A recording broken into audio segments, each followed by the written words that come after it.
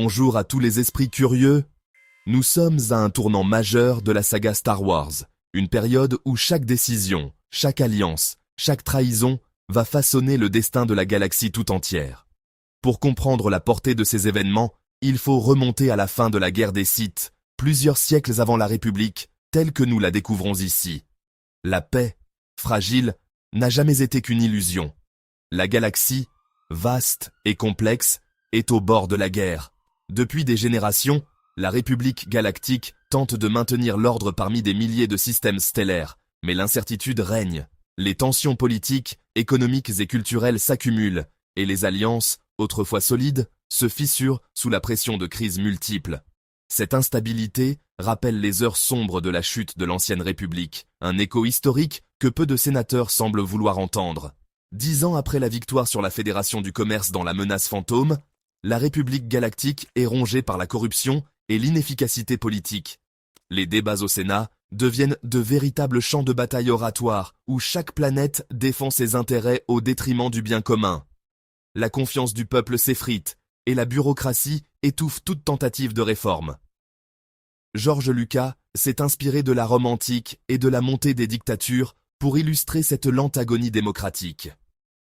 Au cœur de cette crise, le charismatique Comte Dooku, ancien Jedi devenu leader politique, rallie à lui des milliers de systèmes désabusés. Le mouvement séparatiste, loin d'être un simple soulèvement, est le fruit d'années de manipulations et de frustrations accumulées. Dooku, incarné par Christopher Lee, apporte une dimension tragique et fascinante à ce personnage, oscillant entre idéalisme et ambition. Les coulisses du tournage révèlent que Lee, grand amateur de fantasy, a contribué à façonner la prestance de Dooku. Padmé Amidala, désormais sénatrice de Naboo, incarne la résistance face à la montée des extrémismes. Son opposition farouche à la création d'une armée de la République la place en première ligne, cible d'un attentat spectaculaire sur Coruscant. Cette tentative d'assassinat marque le début d'une escalade incontrôlable. Pour assurer sa sécurité, le Conseil Jedi dépêche Obi-Wan Kenobi et son apprenti, Anakin Skywalker. Leur mission, en apparence simple, va déclencher une série d'événements décisifs. La relation entre Obi-Wan et Anakin, complexe et parfois conflictuelle, est au cœur de l'intrigue. Ewan McGregor et Hayden Christensen ont travaillé de longues heures pour donner vie à cette dynamique, alternant entre mentorat, rivalité et fraternité. Anakin escorte Padmé sur Naboo, loin des intrigues de Coruscant. Ce voyage, censé être une simple mission de protection, devient le théâtre d'une romance interdite. Pendant ce temps, Obi-Wan mène l'enquête sur le mystérieux chasseur de primes, parcourant les bas-fonds de Coruscant et découvrant des indices troublants. Les scènes tournées en Italie pour Naboo ont nécessité une logistique impressionnante, mêlant décors naturels et effets spéciaux numériques. L'enquête d'Obi-Wan le conduit sur Kamino, une planète isolée et battue par les tempêtes. Là, il découvre avec stupeur une armée de clones, commandée au nom de la République sans l'accord du Sénat. Cette révélation bouleverse l'équilibre des forces et soulève de nombreuses questions sur l'infiltration du côté obscur. Les effets spéciaux utilisés pour Kamino ont repoussé les limites de l'animation numérique de l'époque. Sur Naboo, Anakin et Padmé se rapprochent, défiant le code Jedi qui interdit l'attachement. Leur amour, fragile et passionné, va influencer de nombreux choix tragiques à venir. Les scènes romantiques, parfois critiquées pour leur ton mélodramatique, semblent s'inspirer du cinéma romantique classique et d'un style volontairement rétro, dans la tradition des influences revendiquées par George Lucas. Toutes les intrigues convergent sur Geonosis, planète aride et hostile, où Obi-Wan découvre l'existence d'une immense armée de droïdes séparatistes. Cette découverte confirme l'imminence d'un conflit à grande échelle. Les séquences de la fabrique de droïdes ont nécessité des mois de préparation, mêlant maquettes physiques et images de synthèse. Capturés par les séparatistes, les héros sont condamnés à mort dans l'arène de Geonosis. Mais l'arrivée spectaculaire des Jedi, suivie de l'armée de clones, renverse la situation. La bataille de Geonosis, premier affrontement de la guerre des clones, est un tournant historique. Elle a nécessité une importante coordination entre acteurs, cascadeurs et effets numériques pour représenter l'assaut massif des Jedi. La guerre des clones commence, bouleversant à jamais la galaxie. Ce conflit, orchestré dans l'ombre par Dark Sidious, marque le début d'une ère de chaos, de trahison et de manipulation. Les choix faits ici résonneront jusque dans la chute de la République et la naissance de l'Empire. Ainsi s'ouvre le deuxième acte de la tragédie galactique imaginée par George Lucas, où chaque héros porte déjà en lui les germes de sa propre chute. Si vous avez apprécié ce début d'analyse, n'oubliez pas de liker la vidéo, de vous abonner à la chaîne et d'activer la cloche pour ne rien manquer de la suite. Dites-nous en commentaire ce que vous pensez de cette période charnière de Star Wars ou écrivez simplement « savoir » si vous souhaitez soutenir la chaîne, même sans inspiration particulière. On se retrouve tout de suite pour la suite de cette plongée dans l'univers fascinant de Star Wars. À l'aube de la guerre des clones, la galaxie est plongée dans une instabilité sans précédent. Chaque personnage principal, façonné par son passé et ses convictions, se retrouve au centre d'une tempête politique et émotionnelle. Cette période charnière, minutieusement construite par George Lucas, s'inspire des grandes tragédies classiques et des bouleversements historiques où les destins individuels se mêlent à l'effondrement d'un ordre ancien. Anakin Skywalker, désormais jeune apprenti Jedi, est à la croisée des chemins. Puissant mais profondément tourmenté, il incarne la figure du héros tragique.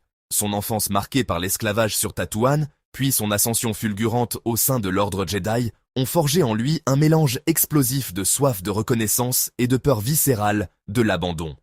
Hayden Christensen, choisi après un large casting, a travaillé avec George Lucas pour incarner le conflit intérieur d'Anakin, personnage conçu comme une future figure tragique. Il a cherché à montrer la fragilité et les tensions intérieures d'Anakin, notamment dans ses scènes intimes avec Padmé. L'arrogance d'Anakin, nourrie par ses succès précoces, se heurte à la rigueur d'Obi-Wan. Leur relation, oscillant entre fraternité et rivalité, est le fruit d'une écriture subtile. Lucas voulait que le spectateur ressente à la fois l'affection sincère et l'incompréhension croissante entre les deux Jedi. Les répétitions intensives des scènes de duel ont permis à Christensen et McGregor de développer une complicité teintée de tension, visible à l'écran dans chaque échange de regards ou de répliques cinglantes. Obi-Wan Kenobi, désormais maître Jedi, incarne la sagesse, la discipline et le doute. Héritier spirituel de Qui-Gon Jinn, il porte le poids de la promesse faite à son défunt maître, former Anakin, l'élu supposé. Ewan McGregor, admirateur d'Alec Guinness, a cherché à insuffler à son personnage une gravité nouvelle, tout en conservant l'ironie et la chaleur du mentor. Sur le plateau, McGregor a souvent improvisé de petits gestes de protection envers Christensen, renforçant la dynamique père-fils voulue par Lucas. Mais derrière la façade du maître, Obi-Wan doute. Est-il à la hauteur de sa mission? Peut-il guider un élève aussi imprévisible qu'Anakin alors que la galaxie vacille? Leur relation, complexe et conflictuelle, est au cœur du film. Elle symbolise la difficulté de transmettre l'héritage Jedi dans un contexte de crise où les certitudes vacillent. Lucas s'est inspiré des rapports maître-disciple dans les épopées asiatiques et les tragédies grecques, où la transmission du savoir est toujours menacée par l'orgueil et la peur. Padmé Amidala, sénatrice de Naboo, est l'une des rares voix à défendre la paix au Sénat. Nathalie Portman a incarné Padmé comme une dirigeante idéaliste confrontée à la crise politique grandissante de la République. Padmé, tiraillée entre son devoir et son amour interdit pour Anakin, incarne la tragédie de ceux qui veulent changer le monde sans sacrifier leur humanité. Sur le tournage, Portman a insisté pour que Padmé ne soit jamais réduite à un simple intérêt amoureux, mais reste une actrice majeure des débats galactiques, notamment lors des scènes de vote au Sénat, inspirées des débats réels du Congrès américain. Leur romance, impossible selon le code Jedi, ajoute une tension dramatique à l'intrigue. Lucas a voulu que cette histoire d'amour rappelle les grandes passions contrariées du cinéma classique, de Roméo et Juliette à Casablanca. Les scènes tournées en Italie, dans les décors somptueux du lac de Côme, ont été pensées comme un écrin fragile pour un amour menacé par la guerre. Les costumes de Padmé, conçus pour refléter sa dualité, oscillent entre la rigueur politique et la douceur intime. Le comte Dooku, ancien Jedi devenu leader séparatiste, est interprété par Christopher Lee, légende du cinéma fantastique. Lucas a imaginé Dooku comme un aristocrate désabusé, séduit par la vision radicale des Sith. Lee, maître d'armes et polyglotte, a insisté pour réaliser lui-même la plupart de ses duels, apportant une élégance sinistre au personnage.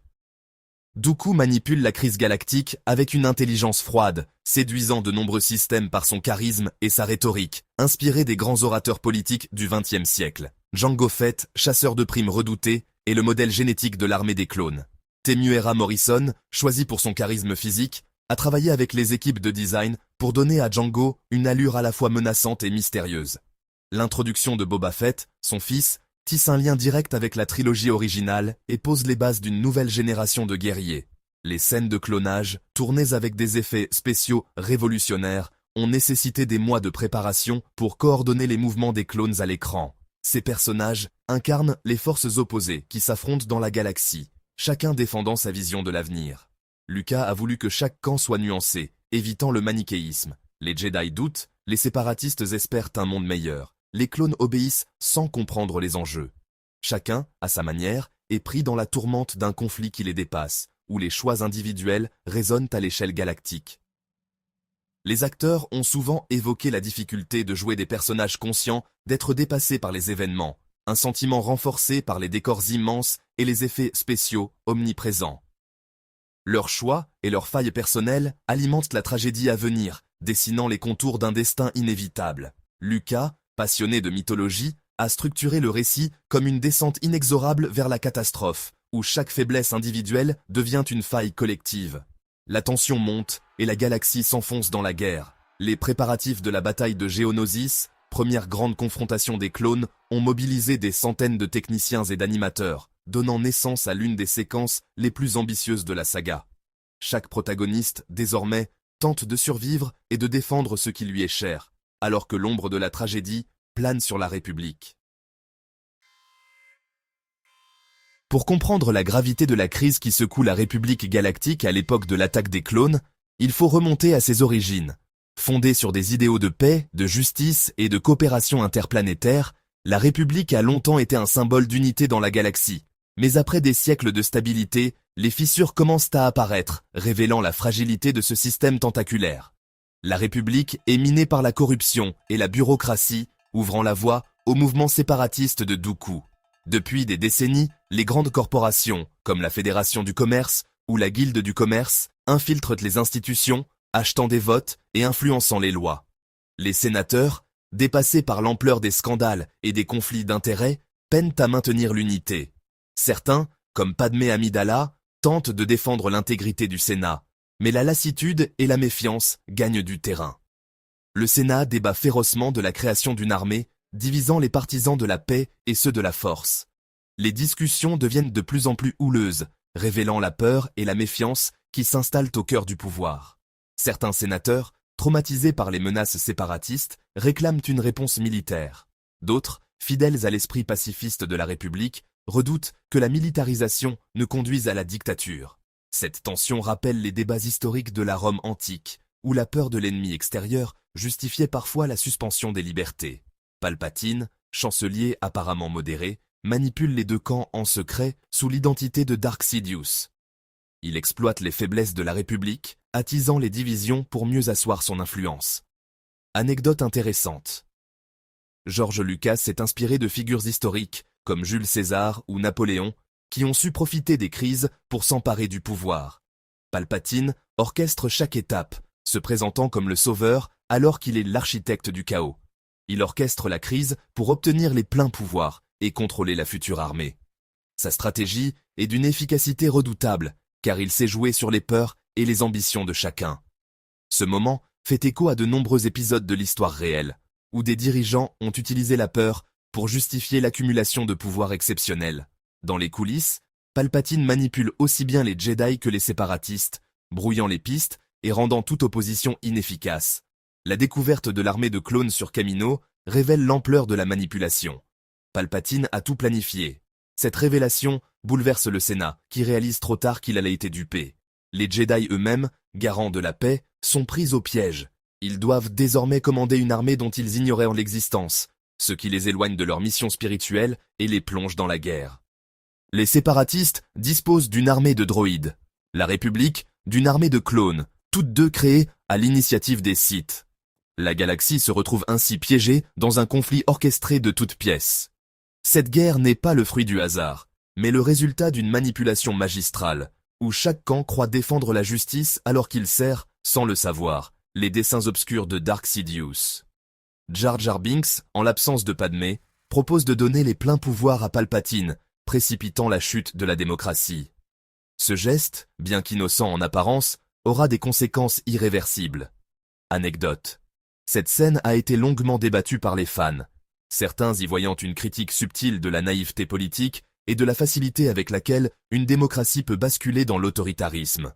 Le Sénat, paniqué, applaudit cette décision, sacrifiant la liberté pour la sécurité. La peur de la guerre et du chaos pousse les sénateurs à abandonner les principes fondateurs de la République. Ce phénomène, appelé syndrome de l'état d'urgence, a été observé dans de nombreux régimes réels, où la peur collective justifie l'abandon des droits fondamentaux. La République s'effondre de l'intérieur, victime de la peur et de la manipulation. Les institutions vacillent et l'espoir d'un retour à la paix s'amenuise. Les Jedi, autrefois respectés, sont désormais perçus avec suspicion, tandis que la population galactique se divise entre résignation et colère. L'attaque des clones montre comment une démocratie peut mourir sous les applaudissements. Ce moment tragique marque un tournant décisif dans l'histoire galactique. George Lucas a expliqué que la prélogie explore la manière dont les démocraties peuvent, sous l'effet de la crise, céder progressivement leur liberté à un pouvoir central, sans en mesurer les conséquences. La guerre est désormais inévitable. Les préparatifs militaires s'intensifient, et la galaxie sombre dans le chaos. Les Jedi, contraints de devenir des généraux, s'éloignent de leur philosophie originelle, tandis que les citoyens ordinaires se préparent à des années de souffrance et d'incertitude. Le piège des Sith se referme sur la galaxie, scellant le destin de la République et ouvrant la voie à l'Empire. Cette tragédie, à la fois politique et humaine, rappelle que la vigilance et la lucidité sont les seuls remparts contre la manipulation et la peur. Plongeons au cœur de la psychologie complexe d'Anakin, personnage central de la prélogie Star Wars, dont le destin tragique fascine depuis des décennies. Anakin, jeune apprenti Jedi exceptionnellement doué, est marqué par une enfance difficile en esclavage sur Tatooine. Malgré sa libération, il porte en lui une profonde blessure d'abandon et une soif de reconnaissance. Sous la tutelle d'Obi-Wan Kenobi, il se sent souvent incompris, bridé par les règles strictes de l'ordre Jedi, qui valorisent la retenue émotionnelle et la discipline.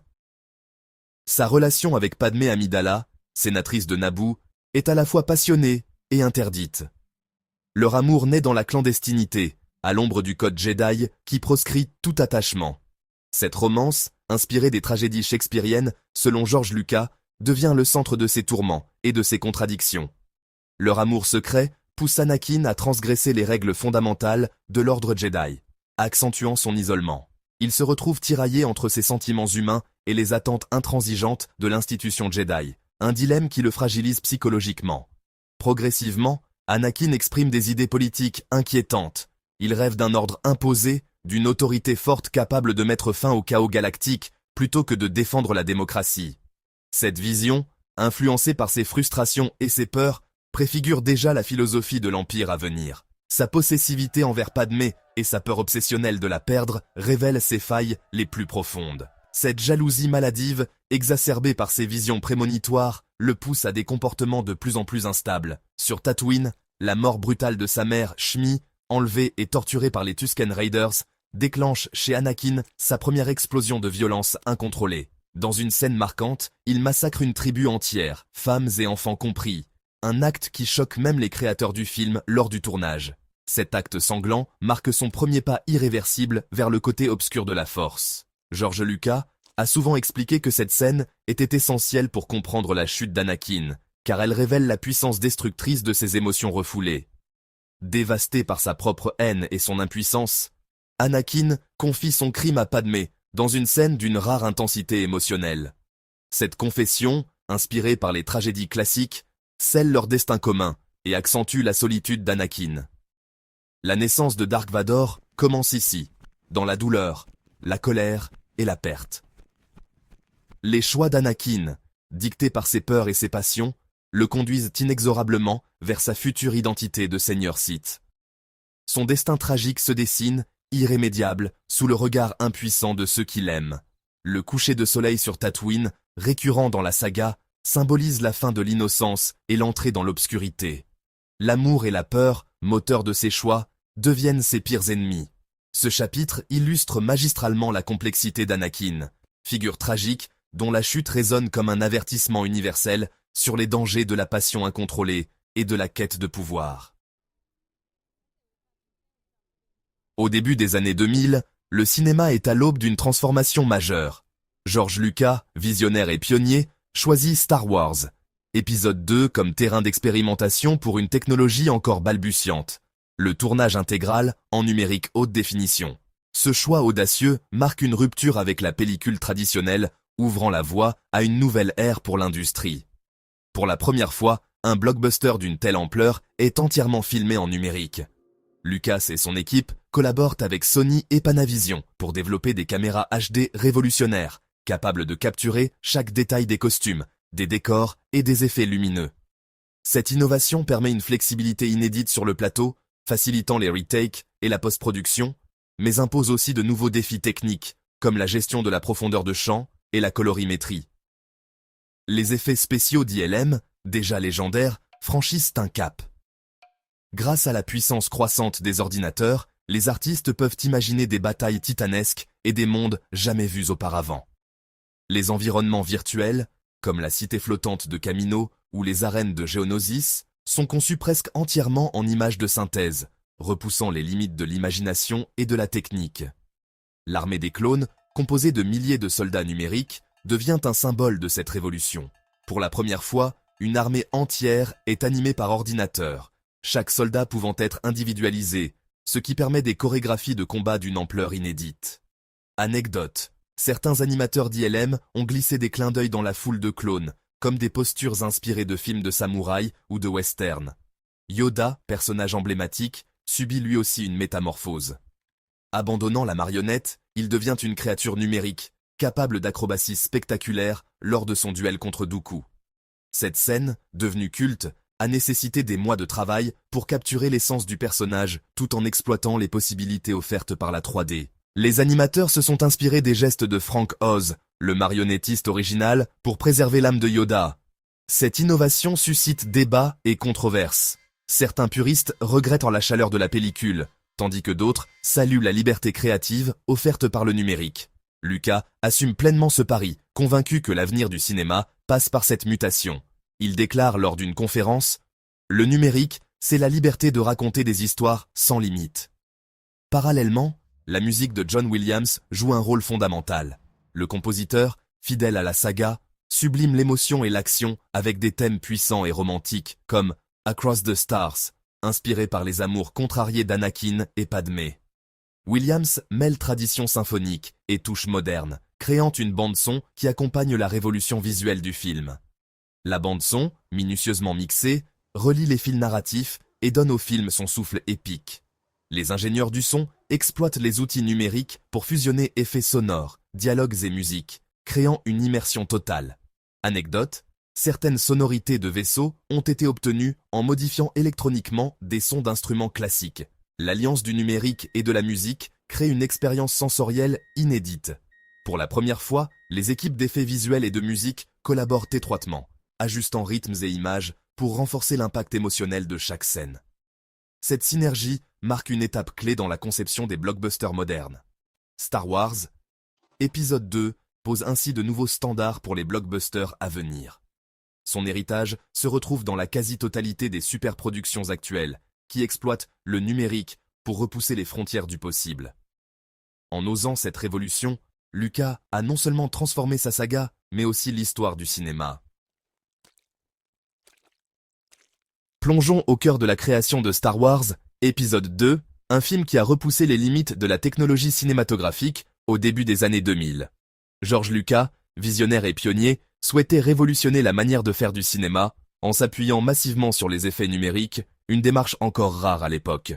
Le tournage sur fond bleu, omniprésent, oblige les acteurs à faire preuve d'une imagination débordante. Ils doivent visualiser des mondes entiers, des créatures et des batailles galactiques qui n'existent pas encore. Les scènes de sabre laser, par exemple, sont répétées des dizaines de fois, parfois dans des conditions cocasses, les acteurs mimant des duels épiques face à des adversaires invisibles. Les storyboards et la prévisualisation numérique deviennent alors des outils essentiels pour guider l'équipe. Le choix d'Hayden Christensen pour incarner Anakin Skywalker est le fruit d'un casting international long et minutieux. Lucas recherchait un acteur capable d'incarner la dualité du personnage. La lumière d'un jeune apprenti Jedi prometteur mais aussi l'ombre annonciatrice de Dark Vador. Anecdote.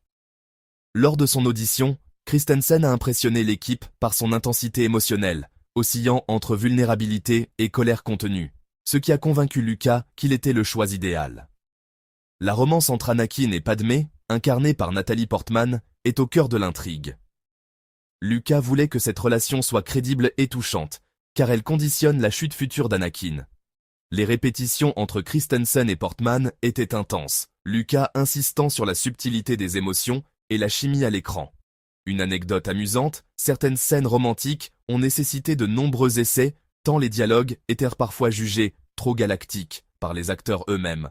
Jar Jar Binks, personnage controversé depuis La Menace Fantôme, voit son rôle considérablement réduit dans cet épisode. Pourtant, il reste un élément clé de l'intrigue politique, notamment lors du vote décisif au Sénat. Ahmed Best, l'acteur derrière Jar Jar, a continué à repousser les limites de la capture de mouvement, contribuant à l'évolution des effets spéciaux numériques. Fait intéressant, la technologie utilisée pour Jar Jar a ouvert la voie à de futurs personnages entièrement numériques dans le cinéma. Les décors naturels jouent un rôle fondamental dans l'esthétique du film. Le lac de Côme en Italie et la Plaza de España à Séville servent de toile de fond à Naboo, planète emblématique de la saga. Ces lieux réels sont ensuite magnifiés par des effets numériques, fusionnant architecture historique et univers de science-fiction. Les équipes de repérage ont parcouru l'Europe pour trouver des sites capables d'incarner la beauté et la majesté de Naboo. Ce mélange audacieux de décors réels et d'effets numériques devient la signature visuelle de la prélogie Star Wars. Industrial Light and Magic, le studio d'effets spéciaux de Lucas, innove sans cesse pour rendre la frontière entre réel et virtuel presque invisible. Cette approche influence durablement l'industrie du cinéma, ouvrant la voie à une nouvelle ère de blockbusters numériques. Star Wars, épisode 2, reste ainsi un jalon dans l'histoire des effets spéciaux et de la narration visuelle. Sorti en 2002, L'Attaque des clones occupe une place centrale dans la prélogie Star Wars, à la fois comme catalyseur narratif et comme jalon technologique. Ce film marque le début de la chute d'Anakin Skywalker, un jeune Jedi rongé par ses émotions et ses doutes.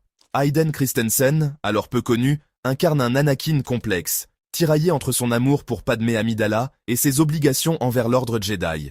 Les scènes sur Coruscant, où Anakin exprime ses frustrations, illustrent la montée de la noirceur qui le mènera à devenir Dark Vador. Ce choix de casting et de narration a longtemps divisé les fans, mais il est aujourd'hui réévalué à la lumière de la profondeur psychologique du personnage. L'introduction de l'armée des clones bouleverse l'équilibre de la galaxie. Cette armée, créée en secret sur Kamino, est le fruit d'une manipulation orchestrée par Palpatine, qui prépare ainsi la chute de la République. Ce concept a inspiré la série animée The Clone Wars, qui approfondit les enjeux politiques et humains de ce conflit galactique. La reine de Géonosis, avec ses milliers de clones, marque un tournant visuel et narratif dans la saga. Le film enrichit la mythologie Star Wars en dévoilant les coulisses du Conseil Jedi et en explorant les tensions internes de l'ordre. George Lucas, passionné de mythologie, s'inspire des récits antiques pour donner de la profondeur aux personnages et aux conflits. Les livres et illustrations issus de l'univers étendu témoignent de cette volonté d'ancrer Star Wars dans une tradition épique et universelle. Certaines scènes sont devenues cultes, à commencer par le duel entre Yoda et le comte Dooku. Pour la première fois, Yoda, jusque-là figure sage et immobile, révèle ses talents de bretteur grâce à une animation numérique révolutionnaire. Ce moment a surpris le public et généré de nombreux mèmes, tout comme certaines répliques d'Anakin, devenues virales sur Internet. Ces éléments participent à la popularité durable du film dans la culture geek. L'Attaque des clones est aussi un précurseur dans l'utilisation massive des effets numériques. C'est le premier blockbuster tourné entièrement en numérique, une décision audacieuse de George Lucas qui a transformé l'industrie du cinéma. Les équipes d'ILM ont repoussé les limites du possible, ouvrant la voie à une nouvelle génération de films à grand spectacle. Cette innovation a suscité débat et admiration, certains regrettant la perte du tangible, d'autres saluant la modernité du procédé. À sa sortie, le film a cristallisé les critiques envers la prélogie. Les dialogues jugés maladroits, le jeu d'acteurs controversé et l'abondance d'effets spéciaux ont divisé la presse et les fans. Certains spectateurs ont même manifesté lors des avant-premières, tandis que les acteurs, dans des interviews rétrospectives, reviennent sur la difficulté d'incarner des personnages dans un univers aussi exigeant. Pourtant, avec le temps, la perception du film a évolué. Les fans redécouvrent aujourd'hui la richesse thématique et l'ambition visuelle de l'épisode 2. Les conventions regorgent de cosplays inspirés du film, et les storyboards originaux témoignent du soin apporté à la direction artistique. Les décors, costumes et vaisseaux continuent d'influencer la pop culture et les générations de créateurs. Sur le plan narratif, le film éclaire la tragédie d'Anakin, dont la descente vers le côté obscur est désormais perçue comme une métaphore des dangers du pouvoir et de la manipulation. La transformation du Sénat galactique en empire totalitaire résonne avec l'histoire politique réelle, offrant une lecture plus mature de la saga. Aujourd'hui, l'héritage de l'attaque des clones est mieux compris et apprécié. Les documentaires récents et les discussions entre fans montrent à quel point cet épisode a façonné l'évolution de la saga et de la culture populaire. Il s'impose désormais comme un jalon incontournable, à la fois pour ses innovations et pour la richesse de ses thématiques. Star Wars épisode 2 n'est pas simplement un épisode de transition. Il incarne la complexité de la saga, mêlant guerre, politique, romance et tragédie dans un équilibre subtil. Dès ses premières minutes, le film plonge le spectateur dans une galaxie en crise où la République vacille sous le poids de la corruption et des manipulations. Le film explore la fragilité de la démocratie, illustrée par les débats houleux du Sénat galactique et la montée insidieuse de l'autoritarisme à travers le destin d'Anakin Skywalker. George Lucas s'est inspiré de l'histoire réelle, notamment de la chute de la République romaine et de l'ascension de dictateurs, pour écrire cette évolution politique. L'ordre Jedi, autrefois gardien de la paix, se retrouve aveuglé par ses propres certitudes. Incapables de percevoir la menace Sith, ils deviennent les pions involontaires d'un plan bien plus vaste, orchestré par Palpatine. Chaque choix d'Anakin, motivé par l'amour, la peur de la perte et la colère, le rapproche inexorablement du côté obscur. Sa relation avec Padmé, censée être une source de lumière, devient le catalyseur de sa chute, transformant l'amour en tragédie.